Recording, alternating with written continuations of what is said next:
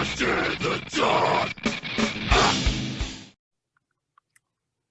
the fuck is going on, everyone? And welcome back to another edition of Dark Reflections. Tonight we're talking about one. It's admittedly it's a little it's been out for a couple months now. But also admittedly, I think both of us will say it had to grow on us a little bit. This episode we are talking Devildriver. Fucking Dealing with Demons Part 1. Look at that artwork. Look at that fucking artwork. Dude, seriously, out of all their albums, probably my favorite artwork. And you notice this little Easter egg right there? Oh, shit. Nice. It's like the Raven from Pray for Villains. Yeah, Pray for Villains, right? Yeah, there's an owl. Yeah. But yeah. Well, there's an alternate white cover with the black Raven on it, remember? Oh, yeah, that's right. I did have that one. But yeah, I absolutely fucking adore the artwork in this. And as always, we're going to shout out. I did try to look up more. All I can find on the artist for this album is in the liner notes here. Artwork by Johnny Jones and it's like, it's C.O.M.A. So coma, all capital, but all separated by like periods. I don't know who. I tried to find him on Instagram. I couldn't find anything. But yeah, everybody pick up a physical copy because this artwork is just, especially on the inside of the book, is really something else. Look at that shit, dude. It's so sick. So yeah, this album was released on October 2nd, 2020. And this is Devildriver's 9th studio album. And it's a follow-up to, I believe, what came out 2 years ago, their Country Outlaws cover album, Outlaws Till the End, volume 1, I believe. Outlaws Till the End, volume 1. Also, this album sees the third, this is now the third album with this lineup of Devildriver. We've now had Trust No One, Country Outlaws Volume 1, and Dealing with Demons Volume 1 with the current lineup of Dez on vocals, Mike Spritzer on lead guitar. Both of them have been in it pretty much since the beginning. Then Neil Tiemann on rhythm guitar, and he's been in it since 2015. Austin D. Amand on drums since 2015, and Diego Labara on bass since 2016. And yeah, this is their 9th studio album. And you know, when you have Devildriver is one of my all-time favorite bands. And so going into albums, I have certain expectations, you know what I mean? And this has also been a very big transitional period for them, especially since like John Bachlan and a couple others left in the early 2010s, you know. I think Trust No One was the first album with like pretty much a new lineup outside of Mike and Dez. And that album very much felt like it was missing something. It still needed a little growth or something. And then they did the Country Outlaws covers album, where it's like, fucking, like I said this before, when you're doing covers, you either do a carbon copy or you try to like make it your own. Like in this case, Devildriverize it. You know what I mean? So, and they made that album their own. And they wrote a lot for that album, and to the point where it ended up becoming a volume 1, and there's apparently going to be a volume 2. And I felt like there was a lot. I really, really liked that album a lot because of how Devildriver it felt. And I felt like it gave them a chance to like meld a lot more as musicians. You know what I'm saying? It was only the second album most of them had worked on together. Yeah. And so I felt like it was a stepping stone into Dealing with Demons in a lot of ways. And keeping in mind, John Bachlan era of Devildriver, some of my favorite heavy metal drumming ever of all time in history. I fucking worship that shit. And so it's been a hard adjustment for me to not have that element not have his element in this band anymore. But I do feel like on this album we are really starting to see them come into their own, this new chapter of Devildriver, and like take the next step into the next thing that they're going to be doing musically, which is different than what we've heard before. Yeah, I think like as far as the Country Outlaws album, I feel like that was really kind of almost re-energized their sound, or like kind of, I don't know, it because I feel like it made it so that they could add extra elements like that into their music without it being too much of like a left, kind of like a weird like addition to it for no, like that just kind of didn't make sense. Like I don't know, that was like when I admittedly when I first heard that they were doing that, I was like, what the fuck? Like what do you mean Devildriver's doing a country record? Like what's but but then like it was like after listening to a couple of their songs and after like really kind of understanding like how they were trying to do it, like you said, like taking that and like being like taking the song and kind of making it their own, and like being like having those like keeping those influences kind of intact with everything. As far as like I feel like this is like as far as like because I think of them and Lamb of God, for example, who also released a record this year. I kind of look at them like both of their, as far as like their careers, as like almost in like 2 or 3 different sections. Like to me like they had, obviously like the first 3 records of Devildriver will always be like top. Even I'd even say like even the 4th one, like Pray for Villains. Like I would say that was really like the last of like that first kind of like era of the band, and then they got into what came after that, and it was kind of like, admittedly I haven't been like the biggest fan of it for whatever reason. Like I always kind of felt like it was missing something. And to me, like it wasn't really until the Country Outlaws record, and it wasn't until like they really kind of like this to me feels like the best of those albums, and what they took, or what they kind of added to the sound on the Country Outlaws album, like, and kind of put it into this sound. I find it really fascinating. Like they did the Country Outlaws album, and they did a lot of really cool different things by incorporating that like old sounding style guitar into heavy metal and stuff, and those rhythms and stuff. But also they did that, and they did it really well. But also they had a gigantic they had a cover get huge with that Sail song, that Sail cover. And then we get to Dealing with Demons, and especially on tracks like Vengeance is Clear and Wishing, like I feel like you could actually hear elements of that style or that influence of having done covers like Sail and the Country Outlaws in those tracks. And I've never really seen that before. I've never really seen a band like kind of like adapt a sound through a cover, really. And I find it really interesting, but the way they do it is awesome. Yeah. And it wasn't until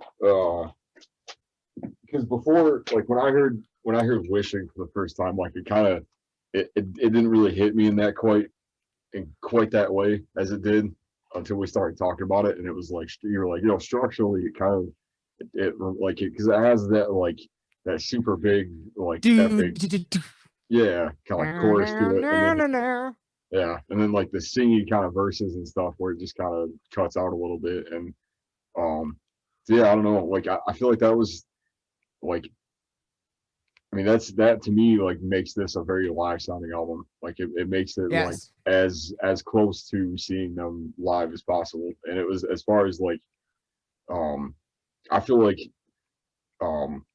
like to me like drum wise it's a big standout. Like that's something that tends to like that I listen for specifically for this band, because like you said, like that's one of the things I used to go for, or like listen to for this band, is like obviously his drumming. And stuff has changed. Like I feel like it's one of those that like it wasn't that it was bad before when it changed. It just didn't have that same kind of thing. And I feel like with taking those and with having a little bit more of like an experience with how they're trying to write what they are, and like taking that sound and not trying to like go too far from it. This, I don't know, it's very like, I feel like there's definitely moments where the drums take like a big front seat in a lot of the songs. I feel like there's a lot of like real moments of it, like mostly, I don't know, I'd say like Vengeance is Clear is a big one. It starts off with like a, just like a, that like just a rolling drum pattern that happens into it, and then it goes into a big chorus. um I don't know, there's a lot of points in it that just that they kind of stick out more than the last couple.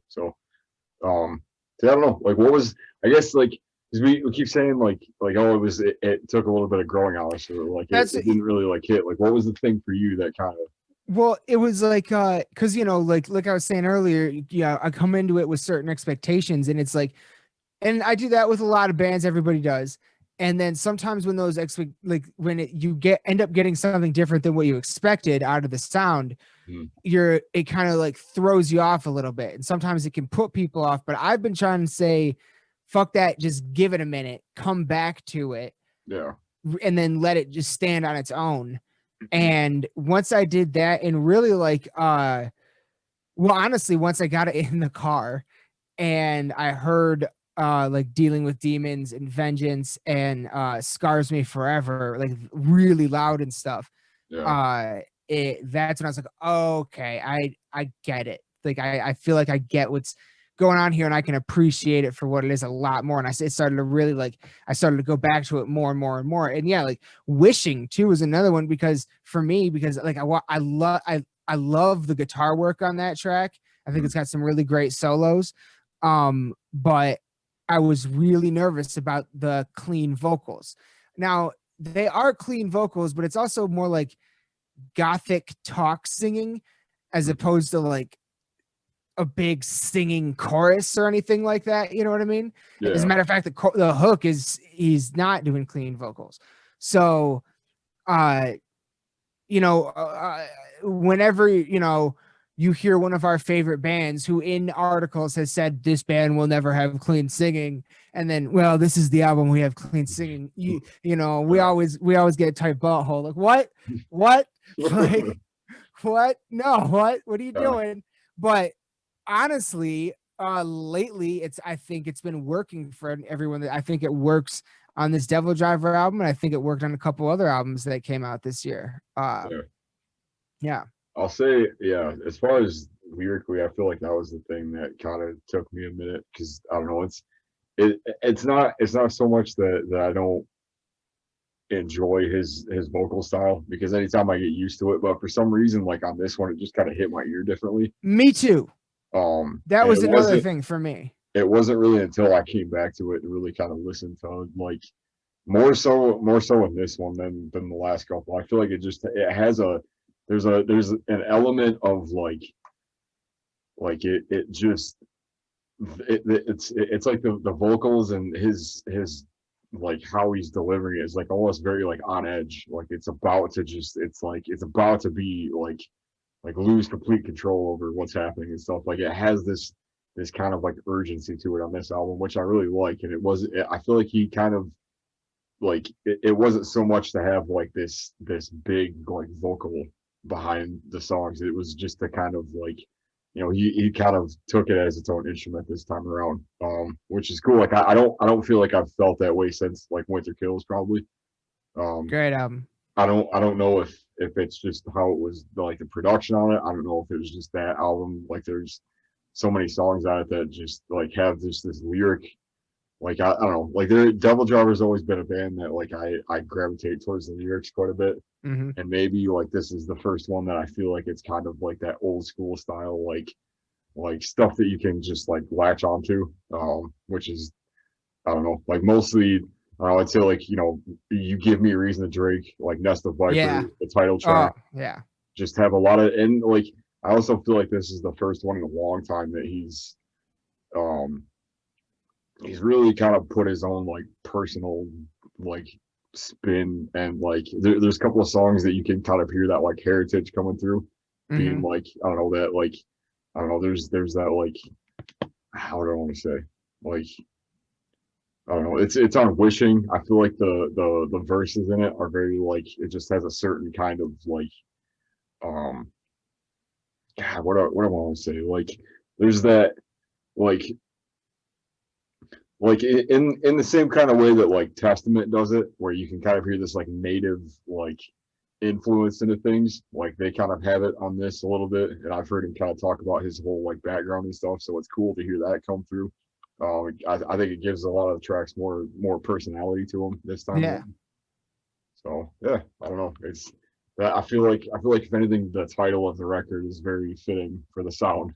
That and when you learn like what the tracks are about and everything. And again, this is volume 1, so and apparently hopefully we'll get a volume 2 maybe sometime next year. um It's possible that we could even see like two in a year from them. I Like, mean, have you ever yeah, have you ever heard of a band releasing a volume 1 and then not even having a announcing or having a release date for volume 2, like when volume 1 gets announced? That's just so strange to me. yeah. Well, wasn't it? Didn't they? I can't remember if it was this one, if it was the Country Outlaws, where they weren't even planning on doing a second one. That was the Country Was it? Outlaws. Yeah. Yeah. Yeah. But and Because they just ended up writing so many and they got hit up by so many people wanting to be on it, the second yeah, one. I think like because since they announced this one was coming out, it's always been knowledge of like a part 1 and 2. So Yeah. Yeah. I don't know. It's hard to say. I mean, I'll say that like, and I don't really know why I think this, but I would like to think that like hearing like as much as I enjoyed the sound on this one, as much as like I feel like they really kind of, they definitely, it was hard to, because like even like he Des was on a few different podcasts and stuff talking about mhm. like, like the differences and everything. Like until you actually hear this album and like compare it to like what they've done, like you don't really know what he's like as far as like the bigger like changes and stuff, and just like things that they haven't done in the past. Um, so I feel like as much as I enjoyed that, and as much as this one stands on its own, I think that like for whatever reason, like this one felt a little bit lighter to me. Like it felt like a lot of the song, like and to me, maybe like the second part is a little more like darker sounding, possibly. Or heavier Yeah, even. Yeah. I don't know. Like, cause It does have a it lot of does them have are very like single worthy. You know what I mean? Like kind of. yes. Yeah, it does have a lot of like hooks, a lot of but then again so does groove metal. But like Yeah, it's kind of, you're right, it does kind of resonate more up here than down here. I don't know how else to put it. Like it just has yeah. that, you know what I mean? That's a good point. Yeah, yeah. The part 2 could have a completely different vibe to it altogether, Hmm. which would be awesome I wonder. and would be cool.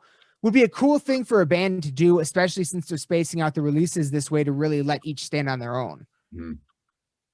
I wonder like how much of this was written at the same time, and if there was like an intention for like the first part being, or like even if they like connect at all, maybe it's just two I different collections of songs that they just had at the same time, and we're just like, Yeah, these are too good.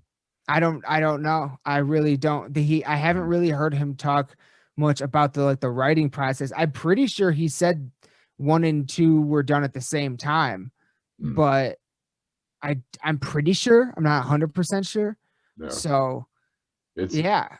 to me, it's cool as far as like lyrically to hear him kind of do something a little bit more personal. I feel like there was a lot of like, because I mean, obviously um with the whole cancer thing that happened, it Mhm, was his wife, I think, wasn't mhm, mhm. it? And I feel like, wasn't there something else that happened? Like I feel like there was something else.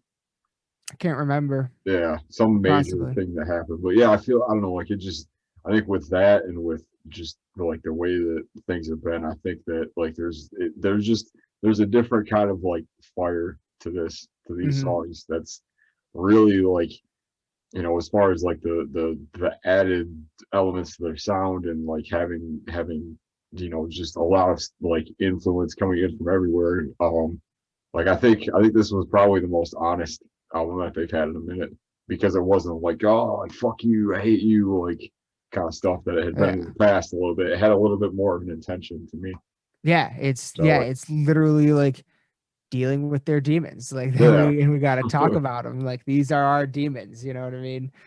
But Uh, when I yeah, first heard that title, I was like, okay, like yeah, this is gonna be a little different. Like this, I like it, and like especially going with the artwork too. mm. I know we talked about it, but just like seeing that image and then just having that title along with it is, I don't know, it's very fitting to me. It's It is cool. my favorite Devil Driver artwork to date, hands down. I Like there, absolutely give it that. I wouldn't like up until probably, um, up until like we were just talking about it, Pray for Villains. Hmm. Um, I don't really feel like because they had the logo that they used for all of them. Yeah, And I feel like the first album, the self title, is just classic, like simple look. But as yeah, far as like as far as covers go, I don't really feel like they have many that stand out to me. Kind of, yeah. I don't know. So it was kind of cool to see them have something that just is just different, like a Really little more. jumps off the shelf. Like Yeah. this thing is just beautiful. Um, I really like it. What are your favorite tracks? Um, I like I like the title track. Me Um, too. I like Vengeance is Clear. Hmm.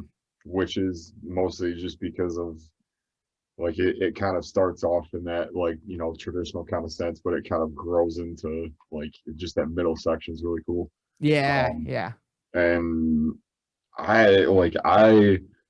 it reminds me of it kind of reminds me of Resurrection, man. That's kind of the reason I like it. But You Give Me a Reason to Drink, the song he did with his son, yeah. which is funny as hell. But like, yeah, just there's something about just the energy on that song and just how like that was kind of what I was saying with the vocals and with like the just the how he like just how it's recorded and just the way it sounds. It's very like on edge and like I don't know, it's cool. And the solo in it too. Like there's some Yeah, like it's and that was something else I was thinking about was like a lot of the like there isn't it's not like a solo heavy record. It kind of reminds me of the self-titled Lamb of God that came out. Like it's not a very like there's a lot of guitar stuff in it, but it's not like super solo-y. And so when it does happen, like in that song, and I'm not sure what the other ones are, but it just kind of like it just sticks out more. And that's the one that just ugly sounding like yeah, Pantera vibes all day. Like that's cool. yeah. Yeah, yeah. What about you? What do you think? What do you say? The only ones I would add, I would say all of those. And the only ones I would add to that list would be Nest of Vipers Hmm. and Scars Me Forever. I think Oh Nest yeah. of Vipers is fucking catchy as fuck and just really, really, really Devil Driver. Hmm. Just like very Devil Yeah. Driver. Like almost like one of the most classic Devil Driver songs on the album. And then Oh. Scars Me Forever, the guitar work in that one really stands out to me as much as Wishing. Hmm. I think the guitar work in those ones and the one you mentioned are just they stand out very much. Yeah. Really I awesome solos. there are like times where I will have like that fucking slide guitar riff stuck in my head Mhm. for like Yeah. for hours. Yeah, it's so good. That Like long winding guitar, that like southern, like yeah, yeah. like I just see like old Cadillac, like dirt roads, like just Yes. driving way The too fast. fucking the crossroads. Yeah. Des at the crossroads. Yeah. Oh shit, was there anything else you wanted to mention, man? Um I'm just like this kind of revived that excitement in Devil Driver for me and as far as because like I said, like their last couple for whatever reason just kind of like whether there was just a lot of other stuff coming out and it just kind of fell under the radar for me because every time like it's weird because I try to do this in comparison with a lot of like older bands that come out that I've been into for a while. Like I try to go back and like see kind of where it stands with everything. And it's every time I do like go back to those ones that kind of were like I don't know, it was either like on the fence about or like it doesn't it's not like there's anything like bad about them. Like it doesn't, there's nothing that, but they just like for some reason they just don't have that thing that really kind of sticks to me. Like they don't stand out as much. And for me, it wasn't really until like the full album came out and like I was listening to later songs because I think that like as much as it is a case of a lot of the singles being more favorable on the full length, I think that like the later half of this album is something that's like there's just so much aggression to it and it's very like I don't know, but it also kind of ends in a very like somber kind of like It does. Different way, which is interesting. So yeah, I don't know. Overall, like I said, I'm just pretty excited to hear part two and to be more excited about this band again. They rejuvenated you. Yeah. They rejuvenated you. Well, for me, Devildriver has been one of my favorite bands for 15 years now, and I have loved pretty much everything they've ever released. There's one album that I didn't particularly care for, Trust No One. But since then, it has been two bangers in a row. This one, it did take me a bit of an extra minute, which surprised me, especially after I saw the artwork. I was like, oh, I'm gonna love this so much. Right. and it didn't hit me right away. But then when I went back to it and I really took a deep dive with it, I saw what I feel like I saw what they were doing, and I started to like really like it. And like you said, I keep going back to it now, and I can't get enough of it. It's definitely part of this year's November seasonal listening. That is for sure. It's like the perfect colors for November too. You know? Like the perfect. It wasn't really until you said that I was like, yeah, like this, I could definitely see like being more attached to this yeah, this time of year. Yeah, like I absolutely love this record. And like you said, I'm excited for part two. I really am interested to see what new things they have in store on that, because there's a lot of new on this. The only, if I were to have any complaint at all, it would be I wish they had a few more guests or something, especially with how many were on the Outlaws covers. But that's just because I love hearing my favorite musicians work together. So but I think this is an excellent album. Like you said, very personal. I love a lot of the lyrics, and yeah,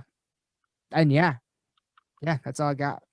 I know I'll think of more, but here's maybe this is a little Easter egg for everybody. Maybe this is not the last time this year we talk about this record on this show. So we shall see. But in any case, let's wrap this one up. Thank you all so much for watching this episode of Dark Reflections. You mean the world to us. We hope you enjoyed the new album from Devildriver out October 2nd, Dealing with Demons Part 1, as much as we do. Pick up a hard copy, check it out, stream it, like it, share it, check out the videos, and yeah, that's going to be about it for us this time. But as always, we have a lot more coming before the end of the year. We got a busy schedule for the next couple of weeks. So, and we're looking forward to it. And, yeah, everybody pick up Devildriver Dealing with Demons. This shit's fucking hard. This shit's fucking amazing. And, you know what else it is? What? The fucking Mad Notes. It's the Mad Notes. Yeah. This shit is the Mad Notes. All right. All right, that's going to be it from us this time, everyone. Thank you all so much for watching. We'll be back again very soon. But as always, raise your fucking horns and bang your goddamn heads. We love you all to death. Good night.